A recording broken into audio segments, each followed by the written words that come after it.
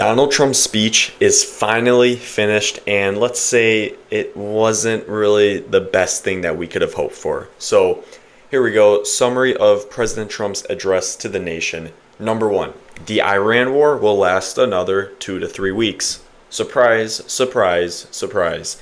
That is totally against the will of the American people and what we voted for with no new wars and everything that has been happening. Pretty much everyone is against it. Number two, the U.S. will strike Iranian power plants if no deal is reached. Number three, core strategic objectives are close to completion in Iran. Number four, the U.S. will bring Iran back to the Stone Age. Number five, the U.S. will not import oil from the Strait of Hormuz in the future. Number six, Iran's navy is gone and their air force is in ruins. U.S. oil prices are surging above $103 a barrel after the speech. And a couple hours later, they are now above $105. So what can we learn from this is, once again, our president has been lying, manipulating markets, and going against the will of the American people. The same thing that we have been talking about in every single video. Firstly, the U.S. will strike Iranian power plants if no deal is reached. And number two, core strategic objectives are close to completion in Iran. So the core strategic objectives were changed. If you haven't seen some of our other videos, they went from an actual regime change, not just new leadership. They're playing word tag there by saying because new leadership is now it's a regime change, but in reality we all know that's wordplay and it's still pretty much the same thing that's been there. So no real regime change.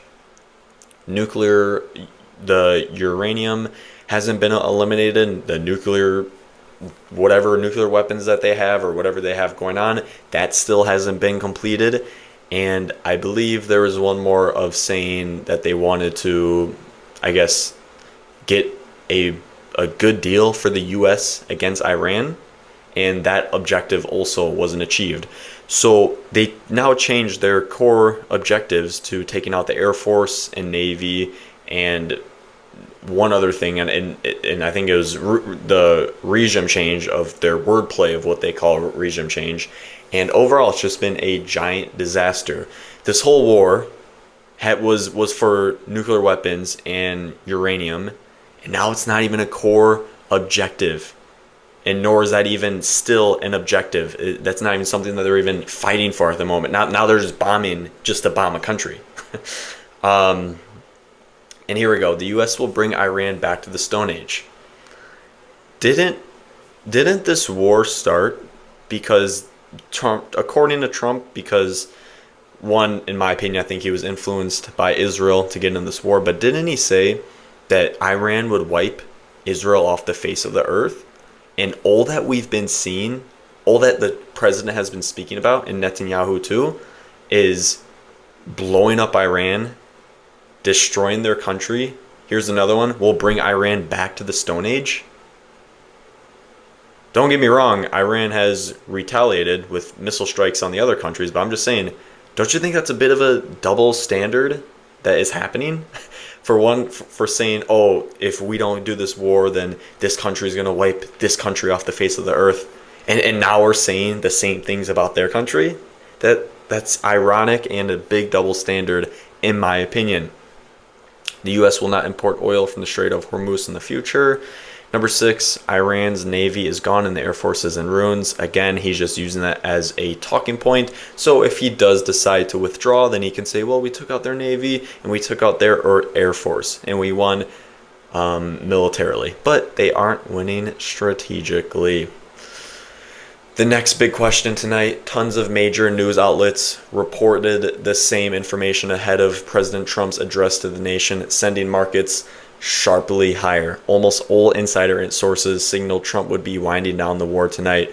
What just happened? Well, again, I'm not too surprised by this. Of course, I never expected the president to really give what his options that he's going to follow through with, or if he even has followed through with any yet. Of course, he is just gonna say, rinse and repeat, pretty much the same thing that he's been saying for the past couple of weeks. Oh, a deal's almost here. We're winning the war, and if they don't do this, then we're gonna keep bombing them and do that. I mean, it's the same rinse and repeat thing that happened in the speech tonight, and I do think Trump definitely does have it as an option to withdraw, but then again, all the news articles, it was an option. People see that and think, that, oh, that's what's going to happen. No, that's an option. That's like one option out of however many that they have. It's just something that he would consider as an option. It's not the first. It's probably not the last. But it's just an option. And that's why people were probably so surprised by this and why the markets were highly affected by it too. Here we go. Bloodbath Trump speech aftermath. Bitcoin dropped to 67,000. Now it's at 66,000. US futures down 1.5%. They might be down a little bit more.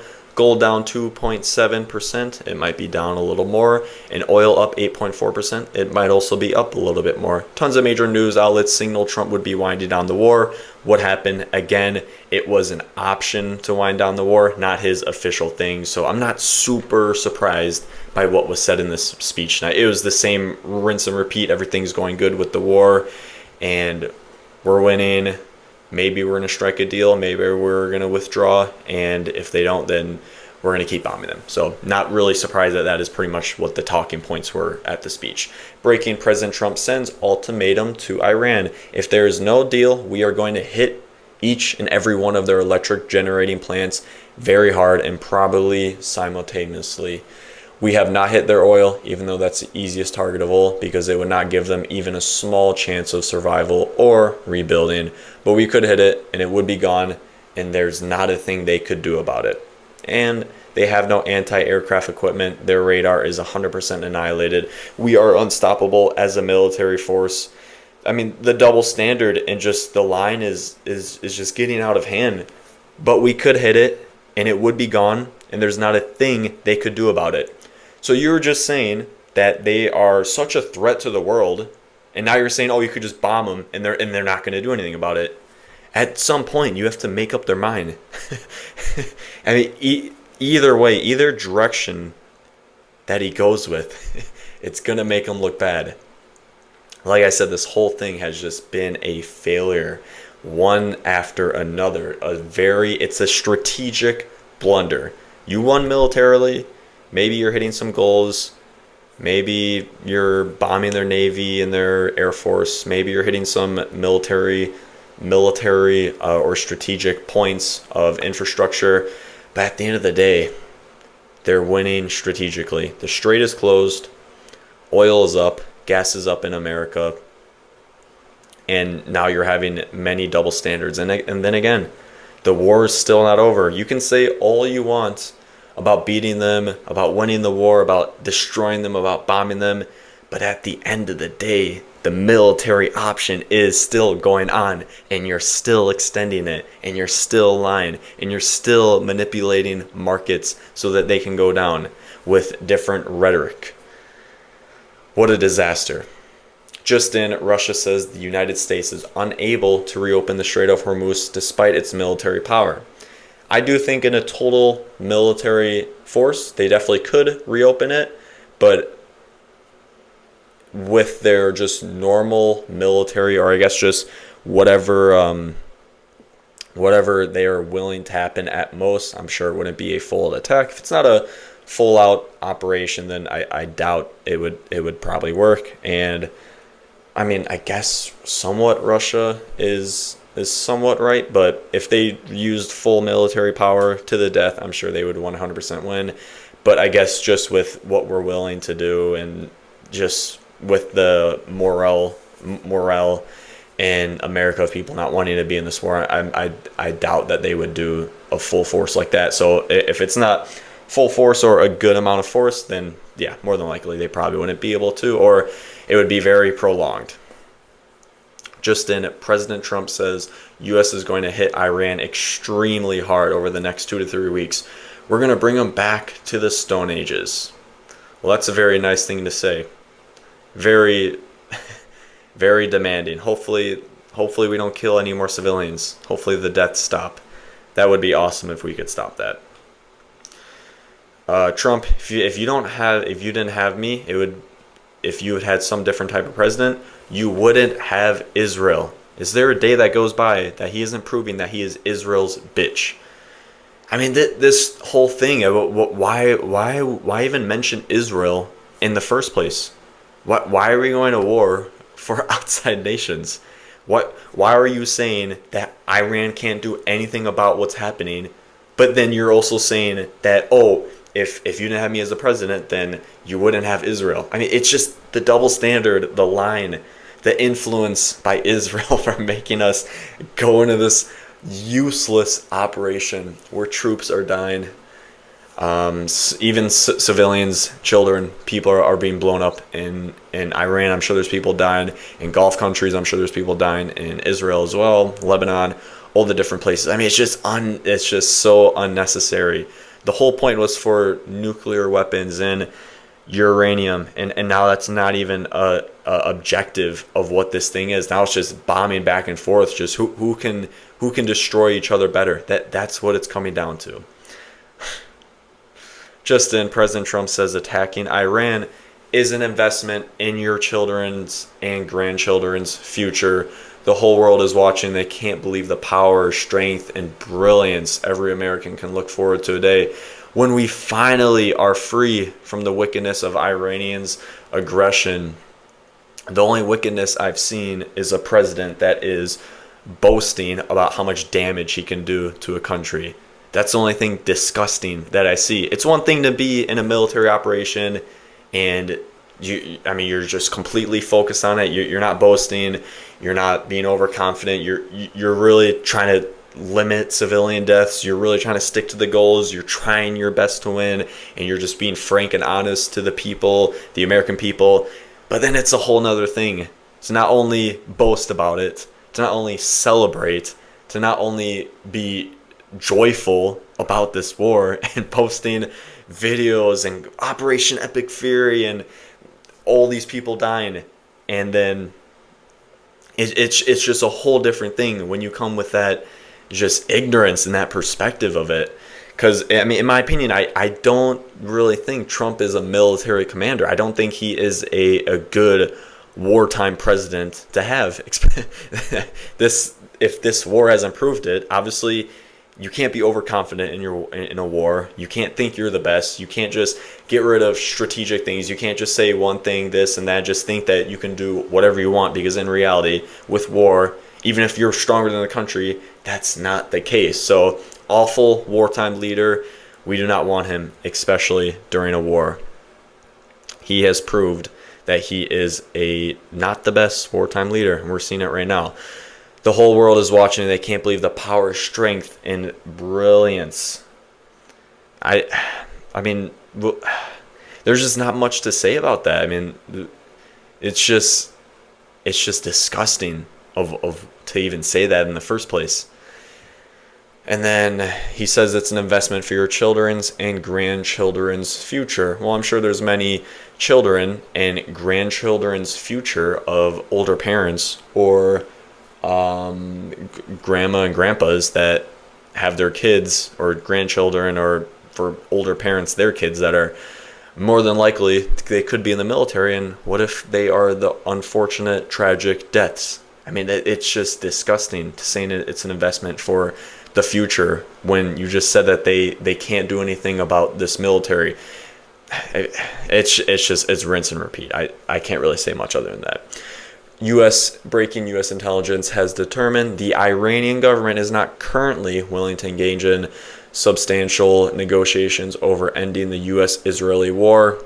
Assessments say Iran believes it is in a strong position and does not have to accede to America's diplomatic demands, though it is willing to keep the channels open. So, I mean, it kind of seems like for Iran is they're ready for a deal. They're ready for a favorable deal, but they're not just going to give in to a deal that isn't favorable for them. They have control over the Straits. I mean, they're winning strategically. They aren't winning militarily. They are obviously losing their strategic points, but at the end of the day, you have control over the strait.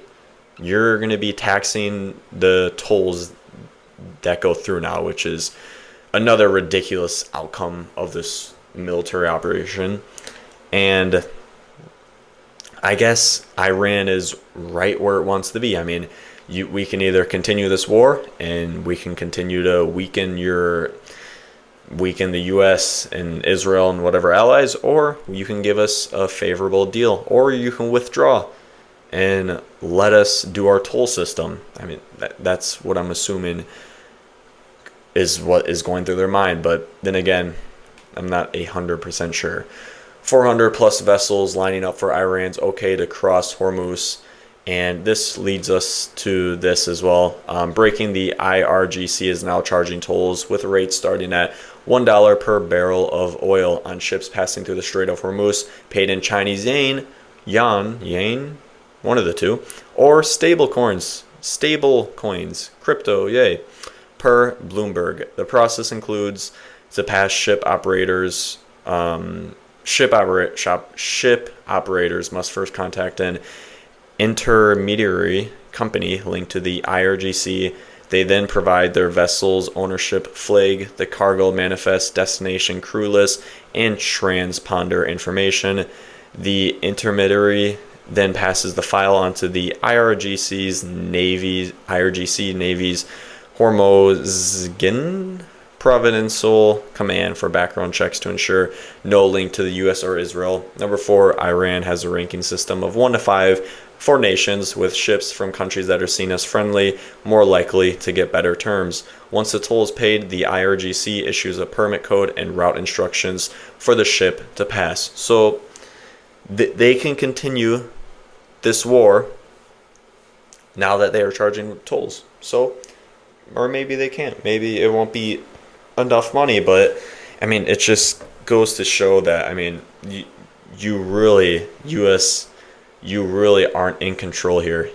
The strait is closed by them. Now they're going to be charging their toll, and no amount of missiles, no amount of strategic objectives hit, no amount of anything can really change this. And it just goes to show that the whole thing was just useless in the first place. You said a country was so powerful and they were such a threat to the world, but then a couple sentences later, you'll say that they are no threat, they can't do anything, there's nothing that they can do about it, they're losing the war, they're getting destroyed, and now, fortunately, futures are saved, according to the president. So I really hope this thing gets situated. It's been going on for one month now. We're heading into the second month, and my prediction, it still stands: ground invasion or withdraw, or favorable peace deal for Iran. There's no other way around this. And now, I mean, it just really shows just how useless this thing was. So I don't really have too much other to say. It's pretty much been the same thing pretty much every single day with this war, and I hope things get solved. So thanks for watching. We will see you next time.